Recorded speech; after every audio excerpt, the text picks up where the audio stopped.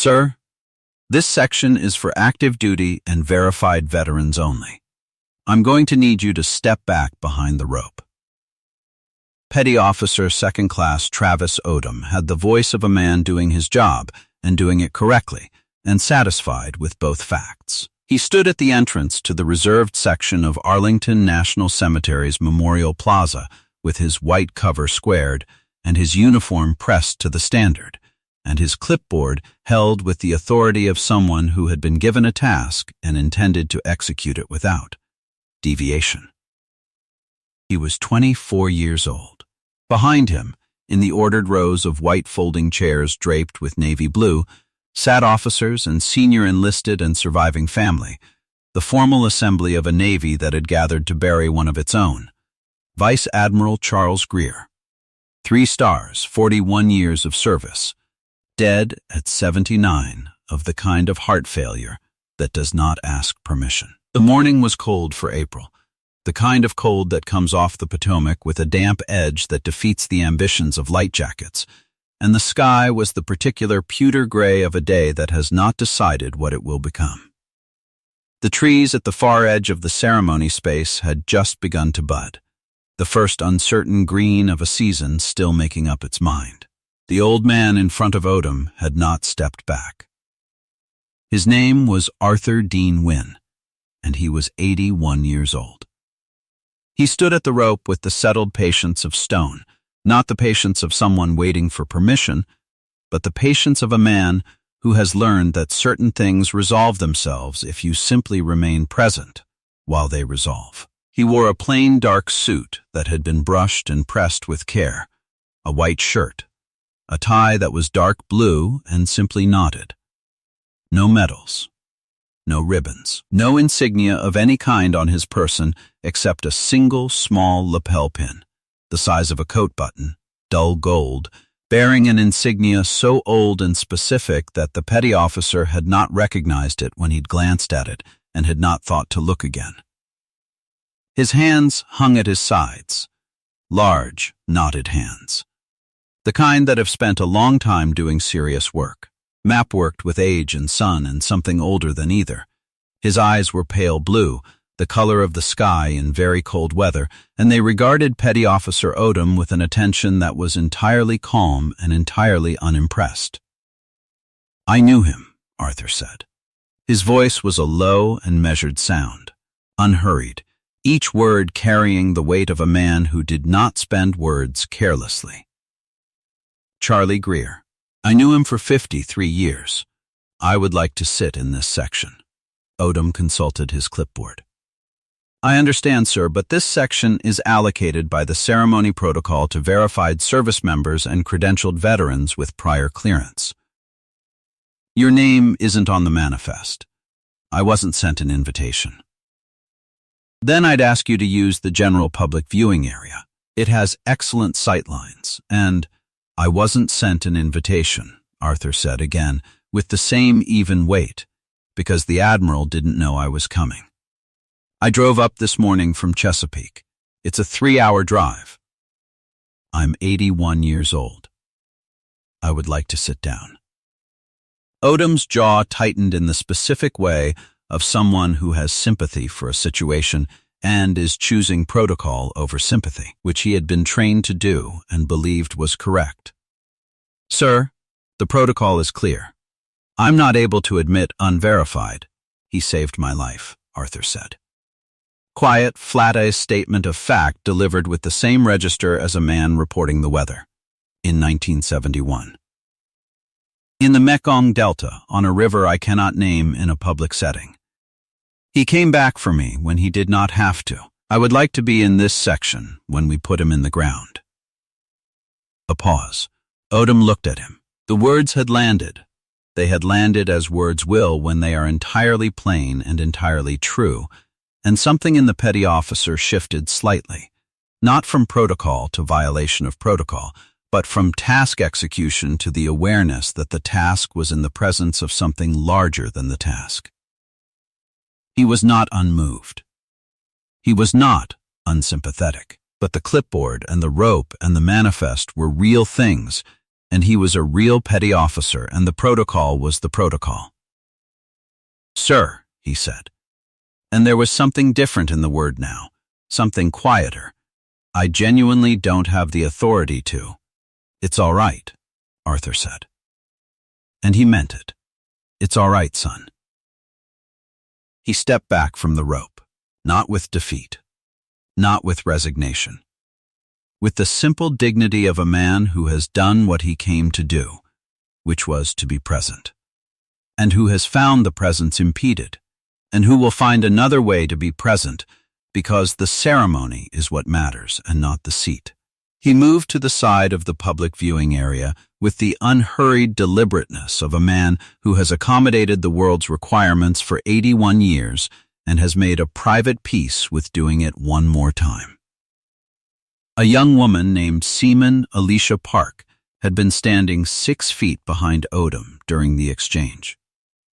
She was 22, assigned to the ceremony support detail, and she had been listening with the growing discomfort of someone who can feel the wrongness of a situation and has not yet determined whether the wrongness is hers to correct.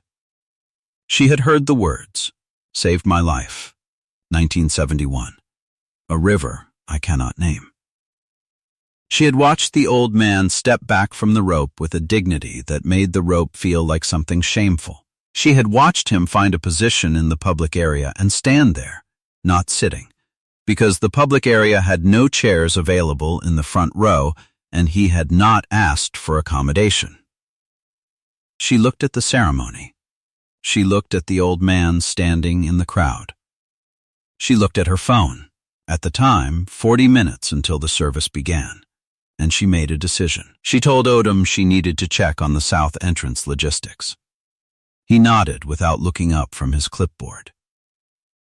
She walked quickly to the ceremony coordination tent at the northwest edge of the plaza, where Chief Petty Officer Marcus Haynes was managing the support detail's communications.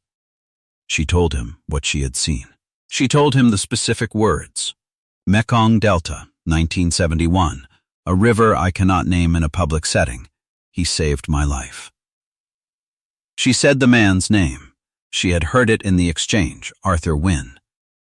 And she said it was wrong, and she thought someone should know before the service started. Chief Haynes looked at her for a moment with the expression of a man evaluating whether a seaman's instinct should supersede a chief petty officer's assessment of proper ceremony protocol.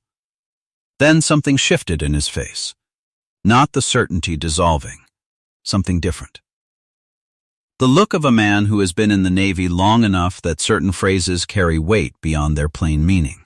He looked at Alicia Park, and he said, "What was the name?" She said it again, "Arthur Dean Wynne." The chief was already dialing. The call went to a lieutenant commander on the ceremony staff, who went immediately to the commander overseeing the day's logistics, who went up one more link to the Rear Admiral managing the full state burial protocol. The Rear Admiral listened to the summary, asked 2 questions, the name and the year, and then was quiet for 4 seconds in the way of a man for whom a specific combination of name and year has produced a very specific recognition. "Don't do anything," the Rear Admiral said. "I'm making a call." He made the call to the only number that mattered in this specific case, which was not a Navy number. It was an Army number. It connected to an aide at a Pentagon office who took the Rear Admiral's message, walked 20 feet, knocked on a door, entered, and placed a handwritten note on the desk of General Paul Whitmore, 4 stars, United States Army, who had been in a pre-ceremony meeting with 3 other senior officers preparing remarks on joint service cooperation in the post-Cold War era. The general picked up the note. He read it. He set it down. He looked at the 3 officers across the table from him and said, "Gentlemen, I need to step out. Please continue without me." He was at the door before the sentence had fully finished, his aide already moving. In the car, the general said nothing for a moment. His aide, who had served with him for 3 years and had learned to read the quality of his silences, did not speak either. After 2 minutes, the general said, "Arthur Wynne." He said it the way you say a name you have been carrying for a long time without a specific occasion to say it, and the saying of it is a kind of arrival. I have been trying to find Arthur Wynne for 11 years. He looked out the window at the Virginia morning. Get me to Arlington in 5 minutes. The aide got him there in 4. Arthur was standing in the public viewing area in his dark suit with his hands at his sides and his pale eyes on the draped casket at the front of the ceremony space, watching the ceremony assemble around the man who had come back for him on a river in 1971. When the sound reached him from the south approach, vehicles moving with the specific purposefulness of official transportation that has decided time matters. He did not turn immediately. He was looking at the casket. He was thinking about Charlie Greer, who had been 26 years old when he turned a rivercraft around in enemy fire because his radio man had gone into the water and the math on leaving was better than the math on returning, and he had done the math and then ignored it. Arthur had been 23. The water had been dark and warm, and he had gone down in it with the particular weightlessness of a man who is no longer in charge of what happens to him. And then something had caught him. A hand, a rope end. Greer's hand on the rope, and he had come up, and the fire had continued, and the boat had moved, and they had both lived. He had thought about it on and off for 53 years, the way you think about the thing that could have been otherwise. Not obsessively, not with the quality of trauma exactly, though it was not without weight. With the steady, present awareness of a man who knows that he is walking around in a life that was nearly not his, and who has tried to be grateful for it in every ordinary way available. He turned when the footsteps on the gravel were close. General Paul Whitmore, 4 stars on his shoulders, in full-dress uniform, stopped 3 feet from Arthur Wynne and looked at him. He looked at him the way you look at someone you have been searching for, not with relief, exactly, but with the settling of something that has been unresolved for a long time finding its resolution. His aide was behind him. 2 officers were behind the aide. The rear admiral had materialized from the ceremony tent and was approaching from the left. The general raised his hand and delivered the sharpest, most breathtakingly precise salute Arthur Wynne had ever seen, directed at an 81-year-old man in a plain dark suit standing in the public viewing section of a Navy funeral at Arlington National Cemetery. Around them, in the growing quiet that a salute of that quality produces simply by existing, the ceremony assembly, officers, enlisted, family members, the detail, registered what was happening in the way that people register things that are larger than the surrounding context. The salute held. 1 second. 2, 3. Arthur Wynne looked at the general. His pale eyes moved across the man's face with the unhurried attention of a man who has seen many things and has learned to read what he sees. Then he drew himself up, slowly, with the deliberate care of an 81-year-old man calling on a posture he had not used in decades, and returned the salute with a precision that communicated that the knowledge of how it was done had not gone anywhere. The general lowered his hand. Around them, the officers who had come with him had done the same. He said, "My name is General Paul Whitmore. I served as a young lieutenant in the Mekong Delta in 1972. The man who trained me, who taught me how to navigate those waterways, how to read the current, how to make decisions on a river when the math and the right answer were different things, was a senior chief petty officer named Charlie Greer." He paused. "He told me about you. He told me about the night he went back. He told me your name. He told me you had saved his life 3 times before that night and he was simply balancing the account." Another pause. "I have been trying to find you since his retirement ceremony in 1995, when he told me the story in full. 11 years. Arthur was quiet for a moment. He was looking at the general with the steady attention of a man processing a piece of information that requires processing. "He said that?" 3 times, balancing the account. His exact words. Arthur was still for a moment. His jaw did the thing it did when emotion was being managed, a slight tightening, a deliberate steadying. Then it released. He would say that, he said. That's how he kept score. The general looked at the rope, at Petty Officer Odom, who was standing at his post with his clipboard and his squared cover and his face doing something complicated. At the reserved section with its rows of white chairs. At the draped casket at the front of the ceremony space. Chief Haynes, the general said, not loudly.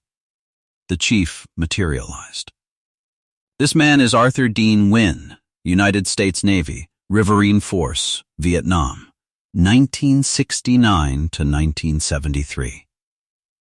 Senior Chief Petty Officer, retired, he served 4 tours. He received the Navy Cross, the Silver Star twice, and the Bronze Star with Valor on 4 separate occasions. He is the reason Vice Admiral Greer came home from the Mekong Delta in 1971.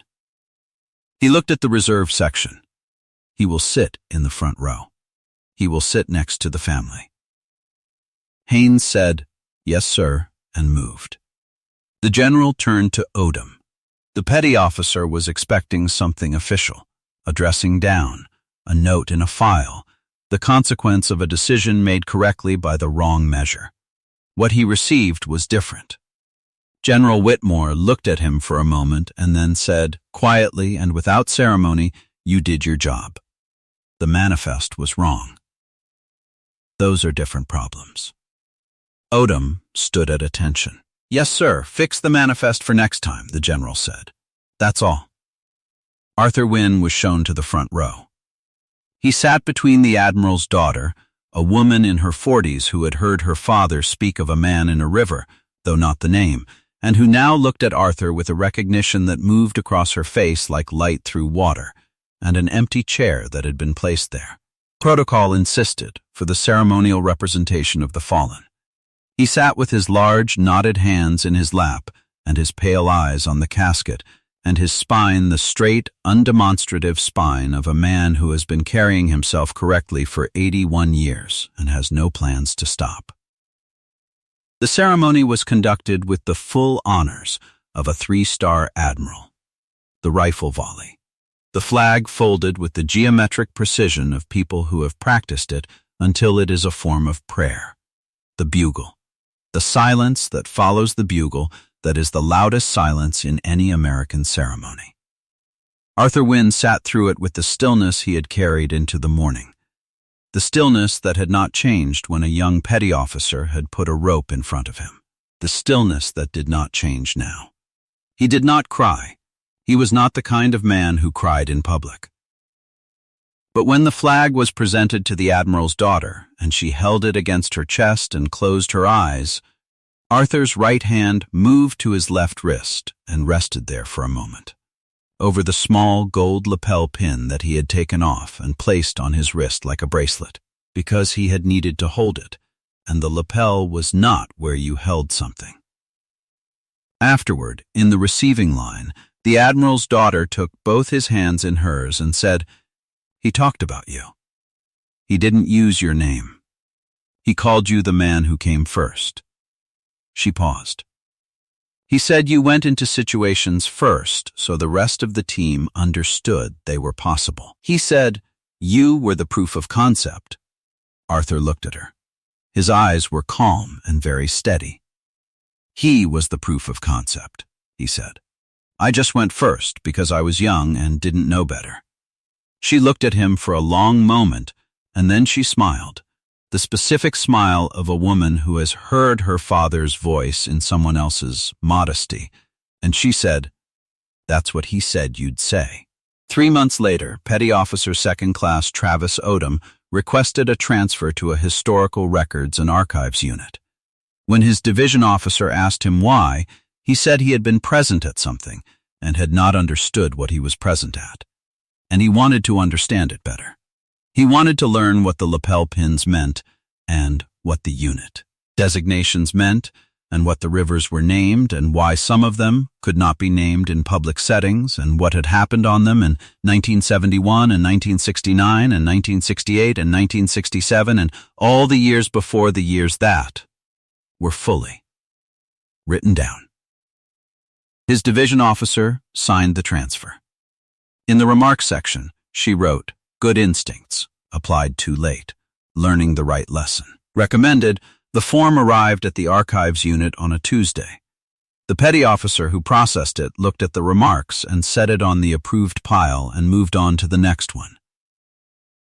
She did not know, because there was no reason she would have known, that the man who had trained the Admiral, who had trained the General, who had come to Arlington that April morning, had once stood on a river in the dark and decided to go back for someone. And that decision had produced a chain of men who knew how to go back.